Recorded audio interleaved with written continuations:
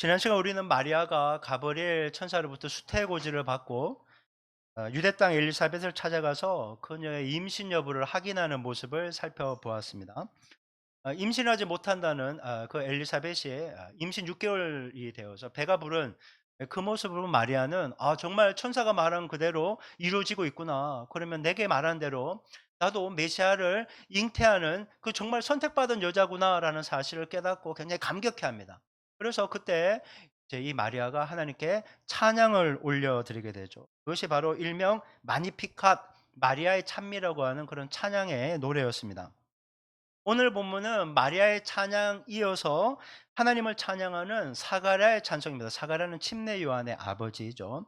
라틴어로는 베네디투스라고 합니다. 우리가 잘 알고 있듯이 사가랴는 제사장으로서 성전 안에 들어가서 분향단에서 분향을 하고 있을 때 가브리엘 천사의 방문을 받습니다. 뜻하지 않은 방문에 굉장히 놀랐는데 침례 요한 아기가 네 부부 사이에서 태어날 거다라는 이런 놀라운 얘기를 듣게 됩니다. 근데 사가랴는 그 얘기를 믿음으로 받아들일 수가 없어요. 여러분 인간은 연약합니다.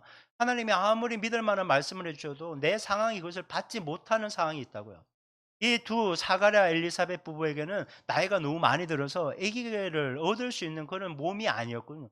이미 아기를 못 얻는 상태인데 천사가 와서 아무리 수태고지 애를 임신한다고 얘기를 해 줘도 믿을 수가 없는 거예요. 그래서 의심하고 불신합니다.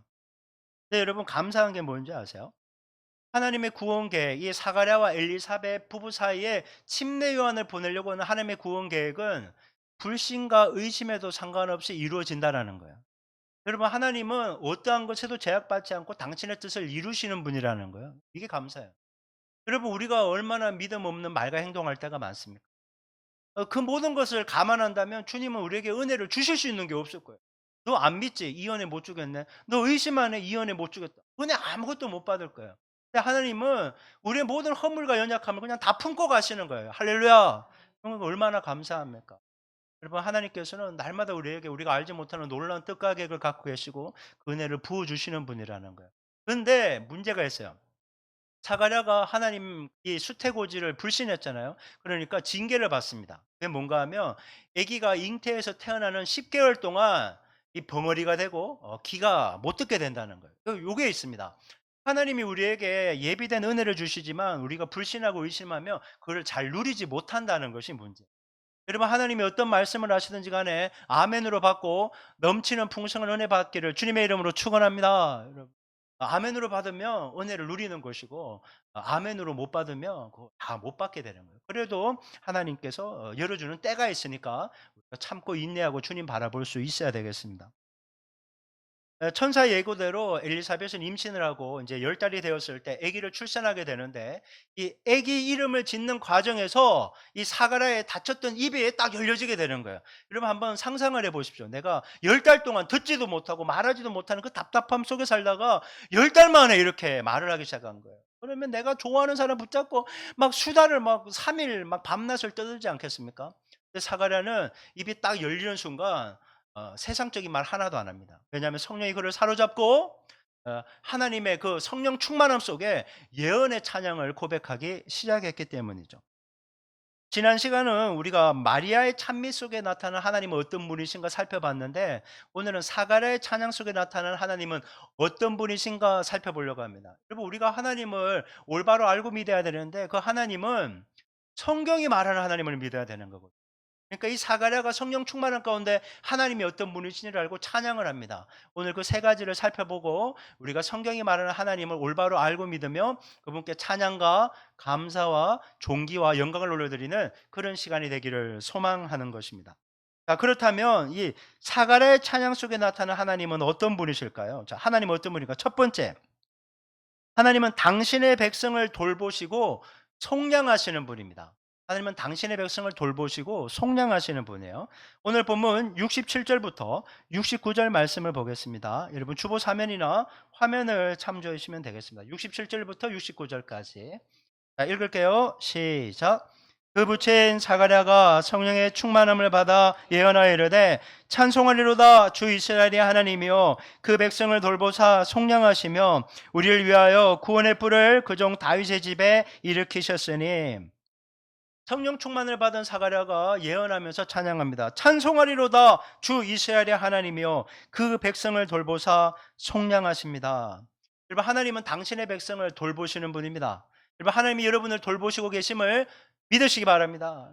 내 뜻대로 형통의 복을 못 누리는 것처럼 보여도 여러분, 주님 우리를 돌보시는 분이에요. 사망의 음침한 골짜기를 다닐지라도 주의 지팡이와 막대기가 여러분을 안히 보호하심을 여러분 믿으시기 바랍니다. 여러분, 그런 하나님이신 거예요. 그런데 오늘 보면 주님이 돌보시는데 특별히 속량하셨다 이렇게 얘기합니다. 이 속량이라는 것은 값을 지불해서 사다라는 그런 뜻이에요. 구속, 구원과 같은 말이 바로 속량하다라는 뜻입니다. 여러분, 우리는 마귀의 죄의 종이에요. 그 마귀에게서 찾으려면 이 죄값을 지불해야 되는데 하나님이 죄값을 지불하고 우리를 사서 속량하시고 구속하고 구원했다 이렇게 말씀하는 것입니다. 여러분, 하나님이 우리에게 베풀어 주시는 많은 은혜들이 있어요. 우리의 삶을 인도하시는 은혜가 있고요. 인도하심의 은혜가 있어요. 우리의 필요를 공급하시는 공급하심의 은혜도 있고요. 또 여러 가지 질병으로 고통스러울 때 치유하시는 은혜도 우리에게 부어주시는 분입니다. 근데 그 중에서 우리가 가장 먼저 반드시 받아야 되는 은혜가 죄사함의 은혜입니다. 죄사함의 은혜. 죄사함을 받아야 심판받지 않고 지옥에 가지 않고 생명을 얻어서 천국에 갈 수 있기 때문에요. 내가 치유의 은혜도 받았고 인도하심의 은혜도 잘 받았고 공급하심의 은혜도 받고 많은 은혜를 받았는데 죄사함의 은혜를 받지 못했다면 결국에는 그 인생은 지옥에 갈 수밖에 없는 비참한 운명이라는 겁니다. 그러니까 행여라도 다른 은혜 다 못 받는다고 할지라도 죄사함의 은혜는 받고 천국에 가야 되는 것이에요. 가장 먼저 반드시 받아야 되는 은혜가 이 바로 죄사함의 은혜인 것입니다. 여러분, 그런데 오늘 본문에 보면요, 좀 주목해 볼 단어가 하나 있어요. 그게 뭔가 하면 백성을 돌보사에서 이 돌보다라는 단어입니다. 돌보다. 이게 헬라어로 에피스케토마이라는 것인데 이게 돌보다, 방문하다, 택하다라는 거예요. 영어로 비지트. 이게 좀 쉬운 말로 표현하면 이거예요. 하나님이 당신의 백성에게 신방 오신다 이 뜻이에요, 여러분. 하나님이 우리를 신방 오신다는 거예요. 하나님이 우리에게 찾아오셔서 죄를 속량하시기 위해서 우리에게 신방 오셨다라는 것입니다. 여러분, 힘들고 지친 사람에게 찾아가서 신방해주고요, 상담해주고 기도해주면 얼마나 힘이 되고 여러분 격려가 됩니까? 여러분, 하나님이 그 일을 하시기 위해서 우리를 신방 오셨다라는 거예요. 여러분, 신방 오신 거예요. 하나님이 이 땅에 한 번씩 신방을 오시는데 신방을 오실 때 두 가지 목적이 있어요. 두 가지 중에 하나예요. 하나는 이 땅을 심판하기 위함이에요. 소돔과 고모라를 기억하시면 될 거예요. 창세기에 나오는. 소돔과 고모라의 죄가 너무 크니까 소리를 지르는 거야. 여기 죄가 많으니까 이 땅을 멸망시켜 달라고 죄가 소리 지르는 거예요. 여러분, 죄는요 특징이 있어요. 소리를 지릅니다. 우리가 죄를 짓잖아요. 내가 나쁜 짓을 하고 음란한 짓을 하고 살인을 하고 도둑질을 하고 성기만한 나쁜 죄를 저지르면요 하나님께 심판해 달라고 내 안에서 제가 소리를 치는 거예요. 아니, 예수님의 피로 씻겨져서 거룩하고 순결해야 된 내가 죄가 계속 소리 지르면 안 되잖아요. 그래서 주님이 우리에게 예수의 피로 씻기라고, 회개하고 자복해서 그 죄를 떨어버리라고 우리에게 말씀하는 거예요. 그러니까 여러분, 이 회개라는 것이 죄사함의 은혜가 얼마나 큰지 몰라요. 근데 소돔과 고모라는 죄가 너무나 가득 차 있기 때문에 하나님께서 심판하기 전에 그곳을 신방하는 것을 우리가 보게 되는 것이죠. 또 하나 하나님께서 신방하시는 이유는요, 자비를 베풀기 위해요. 이 자비는 자비, 긍휼, 사랑은 다 같은 의미다 이렇게 보시면 되거든요. 하나님께서 당신의 백성을 사랑하세요. 죄에서 구원하시기 위해서 여러분 신방하시는데 어떠한 모습으로 신방하시는가? 자기와 똑같은 아들 예수 그리스도를 성육신 시켜서 이 땅으로 신방 보내신 것입니다. 여러분, 마태복음 20장 28절 이렇게 말씀하세요. 한번 볼까요? 자, 시작. 인자가 온 것은 섬김을 받으려 함이라 도리를 섬기려 하고 자기 목숨을 많은 사람의 대속물로 주려 합니다. 여러분, 그렇습니다. 값을 치러야 되는데 그 죄값을 치른 것으로 내 생명을 대신하기 위해서 예수님이 이 땅에 신방 오셨다라고 얘기하는 거예요. 요한복음 12장 47절 후반절은 또 이렇게 얘기합니다. 한번 읽어볼게요. 시작. 내가 온 것은 세상을 심판하려 함이 아니요 세상을 구원하려 함이라. 하나님이 신방하는 목적 두 가지가 있다고 했잖아요. 심판을 하든지 구원을 하든지. 그런데 예수님은 심판하려 온 것이 아니라 구원하러 왔다라고 얘기합니다. 여러분, 예수님 만나서 구원받으시기를 주님의 이름으로 축원합니다. 여러분, 구원받기 위해서, 구원 주기 위해서 예수님이 오셨으니까 예수님 만나서 여러분 구원받으셔야 되는 거예요. 여러분, 예수님의 성육신의 목적은요 우리를 살리기 위한 것이에요. 그러니까 예수님을 머리로 믿으면 안 되고요, 가슴으로 믿어야 돼요. 가슴으로 믿어야지 구원받는 거예요. 여러분 사가랴가 고백했던 것처럼 하나님은 자기 백성을 죄에서 구원하시기 위해서 찾아오셨어요. 그와 마찬가지로 주님은 여러분 우리 가운데 찾아오셨어요. 그리고 우리의 마음 문을 두드리시는 거예요. 얘야 네 마음 문을 열어라. 내가 너에게 신방 왔다. 여러분 힘들고 어려울 때 한잔한다고 해결되는 게 아니에요. 그냥 바람 쐬러 가자 이걸로 해결되는 게 아니에요. 사람 붙잡고 씨름한다고 약간 마음은 시원할 수 있었지만 그걸로 문제가 절대 해결되잖아요. 진압과 진로가 막히고 질병이 찾아오고 여러 가지 고난과 힘들과 어려움이 찾아온다고 해도 여러분 사람 붙잡고 씨름하거나 잠수 타지 마십시오. 여러분을 찾아오신 주님을 붙잡을 수 있기를 주님의 이름으로 축원합니다. 그러면 살아나는 은혜가 있는 거예요. 돌파하는 은혜가 있을지어다. 여러분 주님이 신방에 오시면 모든 문제가 해결되잖아요. 만왕의 왕 만유의 주님께서 우리를 찾아오셨는데 그럼 됐죠. 여러분 다른 어떤 은혜 구하지 마시고 신방 오신 주님께 여러분 주님의 그 크신 은혜 구해서 날마다 승리하는 은혜가 있기를 주님의 이름으로 축원합니다. 자, 그렇다면 사가랴의 찬양 속에 나타난 하나님은 어떤 분이실까요? 자, 두 번째.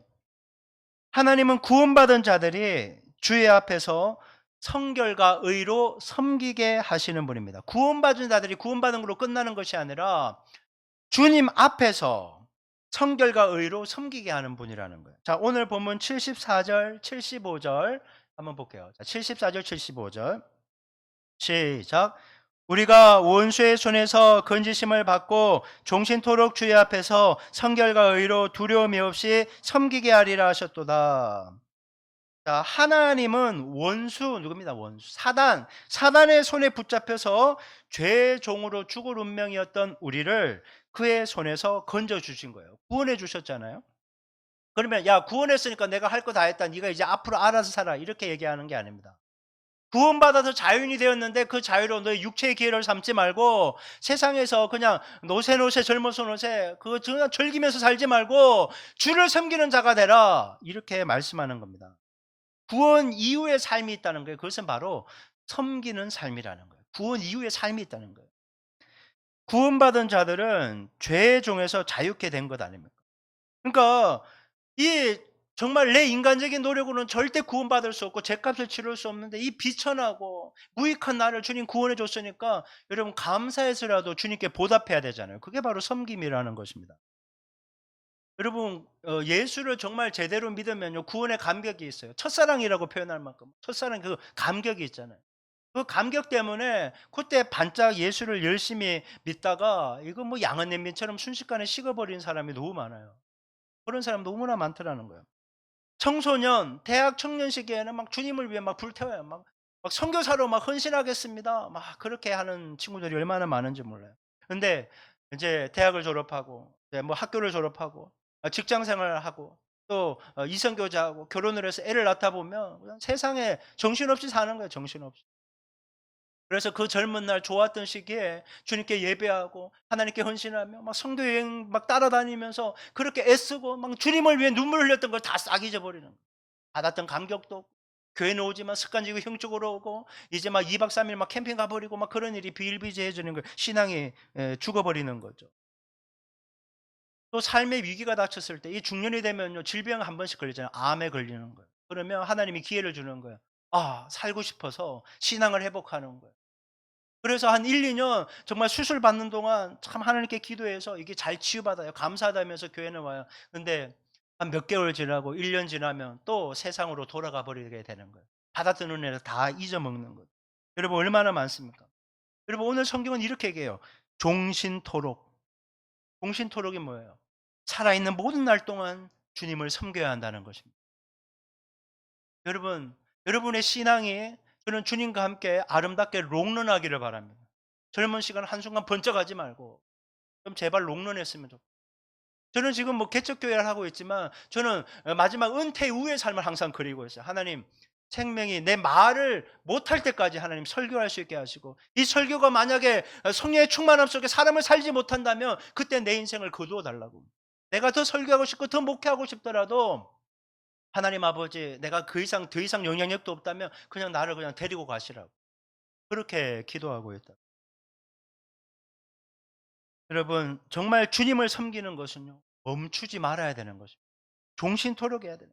근데 여러분 섬길 때 청결과 의로 두려움이 없이 섬기게 하신다. 굉장히 중요한 말이에요. 이 청결과 의, 이 성결이란 말은 이게 거룩이에요. 거룩하는 거, 경건한 것을 얘기하는 겁니다. 여러분, 하나님은 우리에게 이렇게 말씀하시죠. 내가 거룩하니 너희도 거룩할지어다. 이게 뭐예요? 나와 함께 동행하며 내가 주는 은혜를 받으려면 네가 깨끗해야 된다는 거예요. 쉽게 말해서 내가 너에게 줄 은혜가 굉장히 많은데 컵을 준비했다는 거예요. 내가 너에게 주스를 주고 싶어도 이 컵이 더러우면 온물이 묻어 있다면 어떻게 은혜를 주겠냐는 거예요. 그러니까 거룩한 내가 거룩에 좋은 걸 주려고 하니까 너 거룩한 그릇을 만들어 와라, 이렇게 얘기하는 거예요. 그래서 우리에게 성결을 요구하는 거예요. 거룩해야 된다는 거예요. 거룩하게 구별돼야 된다는 거예요. 시간 사용도 거룩해야 되고, 공간 사용도 거룩해야 되고, 물질 사용도 거룩해야 되고, 구별돼야 된다는 거예요. 세상처럼 흥청망청 쓰지 말고, 네 돈이라 생각하고 마음대로 쓰지 말고. 그리고 거룩과 함께 요구되는 것이 의입니다. 의. 이 의라는 것은 어렵게 생각할 필요가 없어요. 옳다는 거예요. 옳다. 정의라는 거예요. 그러니까 정의가 뭡니까? 하나님의 뜻에 맞는 거예요. 예수 하나님의 공의. 예. 예수님은 하나님의 뜻을 알고 그대로 행하신 분이잖아요. 그래서 예수님은 하나님의 공의, 의라고 옳은 분이다라고 얘기하는 거예요. 그래서 신앙생활은요, 예수님 닮아가는 거예요. 예수님처럼 사는 거예요. 그게 의를 행하는 것이에요. 여러분, 하나님을 섬기는 사람은 항상 하나님의 선하시고 기뻐하시고 온전하신 뜻이 무엇인지 분별하면서 그것을 이루어드리기 위해 열심을 내야 돼요. 어떻게? 거룩한 모습으로. 방법, 그 결과만 좋으면 방법은 상관없다, 그렇지 않습니다. 주님은 얘기하는 겁니다. 거룩한 방법으로 내가 원하는 뜻과 계획을 이루어드리기 위해 너의 삶을 헌신해야 내가 기뻐한다라고 말씀하는 것입니다. 그렇게 성결과 의로 주님을 두려움 없이 섬기는 것이 하나님께서 구원받은 사람에게 원하시는 삶의 모습과 태도라는 것이에요. 여러분, 지금 사가랴가 이 예언 찬양을 하는 당시 유대인들은 메시아가 오시면 자신들의 원수인 로마 제국으로부터 식민 지배를 당하는 이스라엘을 해방시켜 줄 거라고 생각했어요. 그리고 사탄의 눌림 아래에서 자유케 되어서 이제 강력한 메시아 왕국이, 메시아가 통치하는 왕국이 도래할 것으로 생각을 했습니다. 그리고 자기들은 선민이기 때문에 하나님과 이 메시아와 함께 이 열방을 심판하게 될 것이다, 이렇게 부푼 기대감을 가지고 있었어요. 근데 예수님이 메시아라고 왔는데 그들의 기대와는 완전히 달라요. 로마 제국으로부터 해방을 선포하고 독립전쟁을 하는 것도 아니고 자기들의 권위를 세워주는 것도 아니에요. 맨날 자기들이 사랑하는 랍비들, 바리새인과 서기관들은 맨날 욕하고 맨날 싸움하고 그런 분으로밖에 안 비춰지는 거예요.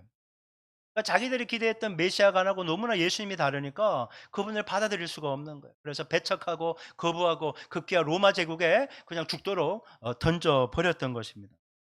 여러분, 하나님은 우리를 도와주시는 분이잖아요.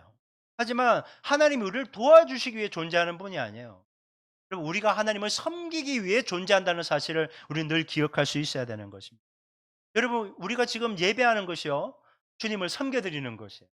예배를 서비스라고 하잖아요. 말 그대로 섬기는 거예요. 하나님, 내가 예배 자리에 왔으니까 좀 은혜 좀 주셔봐요, 이게 아닙니다. 뭘 맡겨놨어요. 여러분, 오늘의 시간 주님만을 바라보는 거예요. 나 주님만을 예배합니다. 하나님 아버지, 이 주일 아침에 내 시간과 공간과 삶을 구별해 예배하시니까 너무나 감사드립니다. 여러분, 하나님을 섬겨드리는 게 예배 시간인 거예요.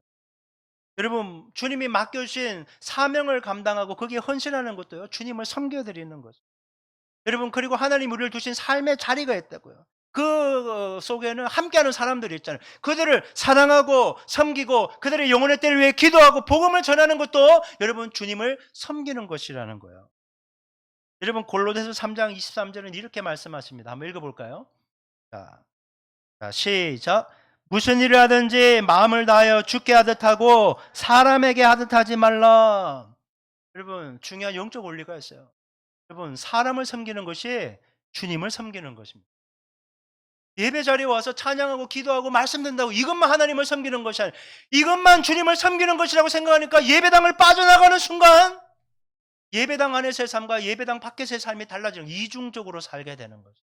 여러분, 예배가 삶이고 삶이 예배인 것이에요. 모두 다 연결되어 있는 거예요. 왜? 그 모든 순간에 주님이 함께 하시기 때문에. 그리고 내가 하나님이 두신 삶의 자리에 있는 그 사람이 누구입니까? 하나님의 형상을 닮은 사람이에요. 그래서 그 사람을 하나님이 사랑하시기 때문에 하나님이 사랑하시는 그 사람을 섬기는 것이 하나님을 섬기는 것이에요. 우리를 두신 삶의 자리에 있는 사람 누굽니까? 이제 예배가 마치면 가정으로 돌아갔는데 내 부모님들이 있을 거 아니에요. 내 배우자가 있을 거 아니에요. 내 자식이 있을 거 아니에요. 형제들, 그들을 사랑하는 것이 하나님을 섬기는 것인 줄 믿으시기 바랍니다. 사랑해야 되는 거예요, 그들에게. 편하다고 함부로 대해서는 안 돼요. 어머니는 그래도 되는 줄 알았어요. 피눈물 나는 때가 있을 겁니다. 호도를 하고 싶어도 부모는 안 기다려요. 사춘기, 너무 사춘기라고 부모 함부로 대하지 마. 그리고 부모도 마찬가지예요. 내 자녀라고 함부로 대하지 마. 내 자녀 아니에요. 주님이 청지기로 우리에게 맡기신 주님의 자녀예요. 그러니까 두렵고 떨린 마음으로 섬겨야 되는 거예요. 직장도 마찬가지예요. 내가 어때 하다 보니까 여기 가서 그냥 어쩔 수 없이 돈을 벌어야 되니까 사표 넣었다 뺐다 하지만 그냥 직장 생활한다, 그런 거 아닙니다. 하나님이 여러분을 그 직장과 일터로 보내신 줄 믿으시기 바랍니다. 그러면 그 일터에 있는 사람들과 여러분 사랑하며 섬기며 일해야 되는 거예요. 여러분 마음에 안 드는 사람 있죠. 솔직히 직장 생활 저도 해봤지만 마음속에 사표 안 갖고 있는 사람이 왜 없겠어요. 하지만 여러분 그곳에서 사랑하며 섬기는 것이 땅끝에서 선교하는 거와 마찬가지라는 거예요. 학교도 마찬가지예요. 애들이 공부하러만 가는 곳이 학교가 아니에요. 나에게 가르침을 주는 선생님을 위해 기도하고 친구 선배 후배들과 함께 행복하게 그 학교 생활하면서 그들 위해 기도하는 것, 그것이 주님을 섬기는 것이에요. 교회도 마찬가지예요. 예배만 드리고 왔다가 우르르 가는 콩자루 같은 그런 교회가 아니라 목사님을 사랑으로 섬기고 성도를 사랑으로 섬기고 중직자를 사랑으로 섬기며 함께 기도의 매는권으로 하나 될 때 여러분 그것이 주님을 섬기는 것이라는 거예요. 여러분 사람을 사랑하고 섬기는 것이 주님을 섬기는 것입니다. 이 영적 원리를 기억해야 되는 거죠. 여러분 항상 기억하십시오. 마음을 다해 죽게 하듯이 옆에 있는 사람을 섬길 수 있게 바랍니다. 여러분 오늘 시간부터 다짐하세요. 나는 나를 좋아하는 사람에게 똑같이 좋아해주고 나를 미워하고 해코지 하는 인간에게는 똑같이 해줄 거야. 여러분 그것은 하나님의 백성이 하는 것이 아닙니다. 만약 예수님이 십자가에서 자기를 메시아로 인정하는 사람에게만 구원의 은혜를 예수의 보혈의 피를 뿌려줬다면 몇 명이 구원받겠어요? 아무도 구원 못 받는 거예요. 하지만 주님은 모든 사람에게 피 뿌림을 허락하신 거예요. 여러분 허락은 하셨어요. 근데 모두가 그 피를 믿는 게 아니에요. 여러분 그 피를 믿으시고 그 피로 깨끗하게 씻김 받았으니까 청결한 마음으로 주님이 정말 원하시는 옳음, 옆에 있는 영혼들을 사랑하고 섬김으로 주님의 귀한 축복의 통로, 능력의 도구 되실 수 있기를 주님의 이름으로 축원합니다. 자, 그렇다면 사가랴의 찬양 속에 나타난 하나님은 어떤 분이실까요? 마지막 세 번째, 하나님은 구원받은 자들을 평강의 길로 인도하시는 분입니다. 구원받은 자들을 평강의 길로 인도하신다. 자, 오늘 보면 78절 79절 한번 볼게요. 78, 79 시작. 이는 우리 하나님의 긍휼로 인함이라. 이로써 돋는 해가 위로부터 우리에게 임하여 어둠과 죽음의 그늘에 앉은 자에게 비치고 우리 발을 평강의 길로 인도하시리로다 하니라. 여러분 죄에서 속량받기 전, 구원받기 전의 사람들은요 어둠에 죽음의 그늘 안에 앉아있는 상태라는 거예요. 어디로 가야 될지 아무것도 캄캄해서 안 보이니까 앉아있는 상태다, 이렇게 표현하는 거예요. 여러분 세상 사람들 볼 때 뭐 그렇게 어두워 보이고 죽어있는 것처럼 보입니다. 하지만 영적으로 보면 아무리 화려하고 풍족하고 부족한 것이 없이 잘 사는 것처럼 보여도 죽어 있다는 거예요. 성경은 얘기합니다. 영적으로 죽어 있다고. 그래서 오늘 성경은 어둠과 죽음의 그늘 아래에 앉아 있다라고 말씀하고 있는 거예요. 그 어둠을 사탄이 주장하고 있는 거예요. 사탄이 어둠 속에 있는 자들을 결코 빼앗기지 않으려고요. 꽉 붙잡고 있는 거예요. 꽉 붙잡고. 그래서 구원받는 것이 쉽지 않다는 겁니다. 자기의 힘으로는 그 어둠 속에서 빠져나올 수가 없는 거예요. 그런데 하나님께서 돋는 해를 비춰줘서 그 어둠 속에 있는 자들을 그 어둠에서 끄집어냈다라고 오늘 성경은 말씀하고 있는 겁니다. 우리 교회 월요일부터 금요일까지 새벽 기도 드리는데 집에서 새벽 기도를 드리기 위해서 이렇게 출발할 때는 요즘에는 좀 밝아졌지만 그래도 캄캄하잖아요. 근데 새벽 기도를 이렇게 마치고 집으로 이렇게 돌아갈 때는 이제 환하게 밝아져 있는 거예요. 동쪽에서 이렇게 해가 떴기 때문에 온 천지가 밝은 것이죠. 마찬가지입니다. 사탄이 주장하고 있는 어둠과 죽음의 그늘 안에 있던 우리에게 그 밝은 빛이 떠올랐다는 거예요. 그 밝은 빛이 뭡니까? 예수 그리스도. 여러분 예수님은 이렇게 말씀하세요. 요한복음 8장 12절. 자, 읽어봅니다. 시작. 예수께서 또 말씀하여 이르시되 나는 세상의 빛이니 나를 따르는 자는 어둠에 다니지 아니하고 생명의 빛을 얻으리라. 아멘.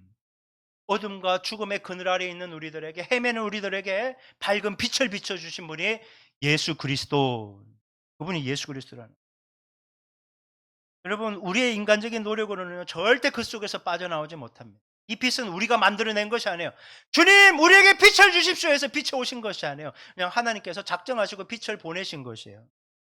여러분, 78절에서 개역개정 성경은 하나님의 긍휼로 번역하고 있는데, 이게 헬라어 원문으로 직역하면요, 자비의 애간장이라는 거예요. 창자가 끊어질 것 같은 긍휼의 내장이라고 표현까지 해요. 여러분, 하나님께서 어둠과 죽음의 그늘 아래서 신음하는 우리를 보고 애가 끓는다는 거예요. 내 사랑하는 나의 백성들이 저렇게 죽어가는 모습을 보니까 내가 너무나 애타고 애간장이 타서 도저히 지켜보지 못하겠다. 그래서 당신의 아들 독생자 예수 그리스도를 이 땅에 보내신 거예요. 근데 구원하는 방법이 아들을 죽이는 거예요. 여러분, 친구를 위해서 내 신장 하나는 떼줄 수 있을지 몰라요. 하지만 친구를 위해 내 아들의 신장을 떼줄 수 없는 게 부모 마음 아닙니까? 근데 하나님은 여기 있는 죄인인 우리를 구원하기 위해서 하나밖에 없는 독생자 예수를 생명을 바치게 한 거예요. 그분의 애끓는 그 사랑의 마음이 이 모든 일을 행하신 거죠. 여러분, 생명의 빛이 진 메시아 예수님이 이 땅에 오신 것은 하나님의 긍휼 때문에, 긍휼. 로마서 5장 8절은 이렇게 말씀하죠. 한번 읽어보겠습니다. 시작.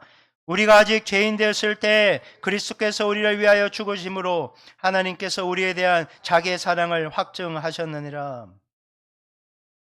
여러분, 하나님이 우리를 사랑하시고 긍휼히 여기셔서 예수님을 보내신 거예요. 그러니까 예수님은 하나님의 사랑의 결정판이자 최고봉이라는 거죠.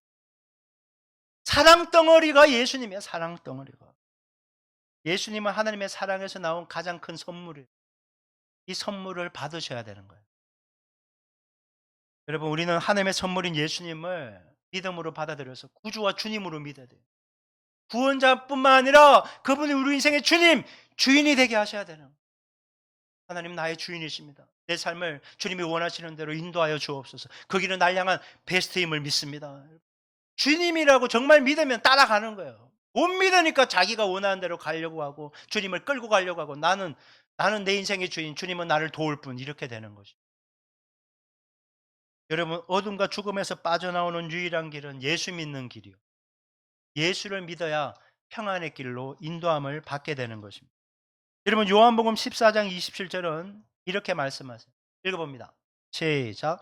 평안을 너에게 끼치노니 곧 나의 평안을 너에게 주노라. 내가 너에게 주는 것은 세상이 주는 것과 같지 아니하니라. 너희는 마음에 근심하지도 말고 두려워하지도 말라. 세상은 부귀영화를 얻으면요, 잘 먹고 잘 살고 평안을 얻을 수 있을 것이라고 생각해요. 그래서 부모도 애들을 닥달해서 좋은 학교 들어가야 돼. 힘들다고 해도 내가 나 좋으라고 하냐 니 좋으라고 하지, 그러면서 계속 푸시하는 거예요. 죽어라고. 그냥 직장 가는 사람, 당신이 직장 그만두면 우리 애들은 어떻게 뭐 먹고 사냐고, 공부는 어떻게 하냐고, 애들 시집장가 보낼 때까지 일하라고 계속 밀어붙이는, 그런 사람들이 얼마나 많습니까? 죽지 못해 사는 너무나 안타까운 사람이 많은 거예요. 여러분, 세상이 아무리 좋고 화려한 안정적인 것을 많이 갖고 있다고 해도요, 평안함은 세상이 줄 수 없는 거예요. 마치 이런 거죠. 1,000만 원짜리 침대 샀다고 자랑할 수는 있어요. 하지만 단잠은 돈으로 살 수 없는 거예요. 여러분, 잠을 돈 주고 살 수가 없는 거예요. 여러분, 하나님이 평안하게 해 주셔야지 사랑하는 자가 잠을 얻을 수 있는 거예요. 평안은요, 하나님이 주시는 거예요. 주님이 주시는 것이에요. 예수의 생명의 빛을 소유한 사람만이 주님의 인도하심을 따라 평안의 길, 생명의 길, 소망의 길로 똑바로 갈 수 있어요. 가다가 넘어져도요, 주님이 다시 이렇게 세워서 빛 가운데 걸어갈수록 인도하시는 거예요. 그래서 예수님을 우리의 선한 목자이시기 때문에 그분을 인도함을 받고 가야 되는 것입니다. 시편 119편 132, 133절에서 시편 기자는 이렇게 고백해요. 여러분, 현대인의 성경으로 한번 볼까요? 시작. 주를 사랑하는 자에게 언제나 하시던 대로 나에게 오셔서 나를 불쌍히 여기소서. 주의 말씀으로 내 발걸음을 인도하셔서 죄가 나를 지배하지 못하게 하소서. 어떤 사람에게 주님 오셔서 불쌍히 여기신다고요? 주를 사랑하는 자. 주를 사랑하는 자. 그래서 주의 말씀에 순종하는 사람은 그 발걸음을, 말씀이 등이니까 그 발걸음을 실족하지 않게 인도하셔서 죄의 어둠의 죽음의 그늘 가운데 들어가지 않도록 생명의 길로 이끌어 간다는 거예요. 주의 말씀에 순종하며 우리가 빛과 함께 동행하기 때문에 평안의 길로 간다는 거예요. 승리하는 길로 간다는 거예요. 인생 복잡하지 않습니다. 말씀에 순종하며 사는 것이 하나님의 백성들이 세상에서 삶에 사는 방식이라는 거예요. 교회 안에서는 말씀을 잘 외우고 그대로 받아들이고 이대로 살겠습니다. 아멘 해놓고 나가는 순간 세상의 원리 원칙대로 사는 거예요. 세상의 성공의 원리 원칙. 그거 아닙니다. 거룩과 의로 주님 앞에 주님과 함께 동행하는 삶은요. 말씀대로 사는 거예요. 하나님 말씀대로. 주님 말씀의 원리 원칙대로 주님이 요구하시는 대로 순종하며 따라가겠습니다.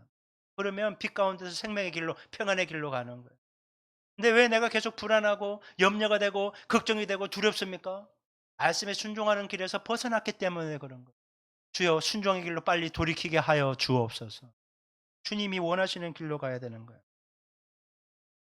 여러분 말라기 선지자가 예언한 이후에 약 400년 동안 하나님이 침묵하셨어요. 어떠한 계시도 없었다고요. 근데 하나님은 그 침묵을 깨고 당신의 백성들을 구원할 계획을 실행하시기 위해 신방하셨어요. 예수님이라는 성육신의 모습으로 신방하셨어요. 그리고 그 백성을 속량하셨어요. 주님을 섬기게 하십니다. 그리고 평안의 길로 인도하셨어요. 그 하나님이 지금 우리에게 신방와 계십니다. 그리고 우리에게 물으시는 거예요. 힘드냐? 힘들지. 두렵냐? 실패할까봐, 다칠까봐, 고통스러울까봐. 무엇을 해야 할지 모르겠어? 어디로 가야 될지 모르겠니? 주님 말씀하십니다. 걱정하지 마라. 내가 너와 함께하고 있다. 내가 너를 도와줄 거야. 종신토록 나는 너와 함께할 거야. 너를 평안의 길로 인도할 것이다. 여러분, 지금 혹시 힘들고 어렵고 답답한 그런 문제 가운데 있는 분이 있습니까? 사랑하는 사람이 야 내게 얘기해봐 내가 들어줄게. 예 말은 할 수 있어요. 하지만 해결해 줄 수는 없어요. 하지만 여러분 만왕의 왕 만유의 주께서 여러분 우리를 찾아와서 신방 오셔서 우리를 위로하고 격려하시기를 원하십니다. 이미 격려해 주고 계세요. 여러분 의심하지 마세요. 주님은 우리를 죽기까지 사랑하십니다. 그분이 우리에게 힘과 능력을 더해 주실 것입니다. 이번 한 주간도 우리를 신방 오신 주님과 함께 여러분 주어진 삶의 자리로 힘차게 달려가 승리하시기를 주님의 이름으로 축원합니다.